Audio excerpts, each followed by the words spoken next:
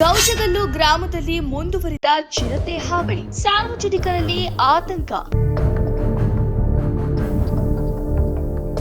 ನಾಯಿ ಬೇಟೆಗೆ ಹೊಂಚು ಹಾಕುತ್ತಿದ್ದ ದೃಶ್ಯ ಮೊಬೈಲ್ನಲ್ಲಿ ಸೆರೆ.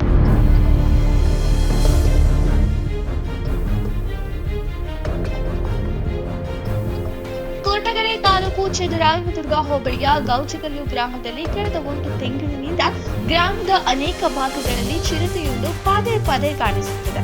ಮಂಗಳವಾರ ಸಂಜೆ ಆಹಾರವನ್ನು ಅರಸಿ ಗ್ರಾಮಕ್ಕೆ ಬಂದ ಚಿರತೆಯು ನಾಯಿಯನ್ನ ಬೇಟೆಯಾಡಲು ಹೊಂಚು ಹಾಕುತ್ತಿದ್ದಾಗ ವ್ಯಕ್ತಿಯೊಬ್ಬನ ಮೊಬೈಲ್ ಫೋನ್ನಲ್ಲಿ ಸೆರೆಯಾದ ದೃಶ್ಯ.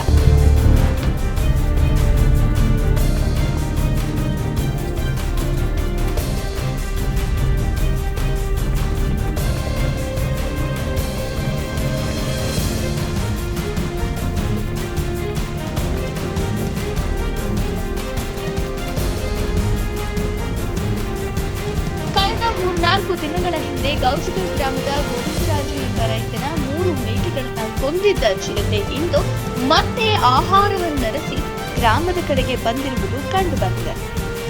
ಕಳೆದ 20 ದಿನಗಳ ಹಿಂದೆ ರೈತರೊಬ್ಬರ ಕುರಿ ಮತ್ತು ಮೇಕೆಯ ಮೇಲೆ ದಾಳಿ ಮಾಡಿದ ಘಟನೆಯೂ ಸಹ ನಡೆದಿದೆ. ಕೊರಟಗೆರೆ ಅರಣ್ಯ ಇಲಾಖೆಯು ಕಳೆದ 20 ದಿನಗಳಿಂದ ಚಿರತೆಯನ್ನ ಹಿಡಿಯಲು ಹರ ಸಾಹಸ ಪಡುತ್ತಿರುವುದು ವಿಪರ್ಯಾಸವೇ ಸರಿ ಎನ್ನುತ್ತಾರೆ ಗ್ರಾಮಸ್ಥರು.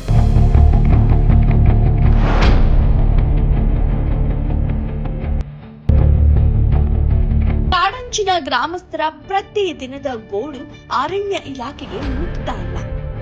ಸಿದ್ದರ ಬೆಟ್ಟದ ಅಕ್ಕಪಕ್ಕ ಇರುವ ಗ್ರಾಮಗಳಲ್ಲಿ ಕಾಡು ಪ್ರಾಣಿಗಳ ಹಾವಳಿಯಿಂದ ಅದೆಷ್ಟೋ ಸಾಕು ಪ್ರಾಣಿಗಳ ಜೀವಹಾನಿಯಾಗುತ್ತಿದೆ.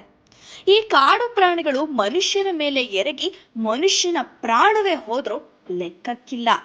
ಇಲಾಖೆಗೆ ನವಿಲು, ಚಿರತೆ, ಕಾಡ್ಹಂದಿ, ಕರಡಿಗಳ ಕಾಟಕ್ಕೆ ನಮ್ಮ ರೈತರ ಸಾಕು ಪ್ರಾಣಿಗಳ ಬೆಳೆಗಳು ನಾಶವಾಗುತ್ತಿವೆ. ಒಟ್ಟಾರೆ ರೈತರು, ಸಾರ್ವಜನಿಕರು ಕಾಡು ಪ್ರಾಣಿಗಳ ಹಾವಳಿಯಿಂದ ರೋಸತ್ತು ಹೋಗಿದ್ದಾರೆ. ವರದಿ ಮಂಜುಸ್ವಾಮಿ, MN, ಕೊರಟಗೆರೆ.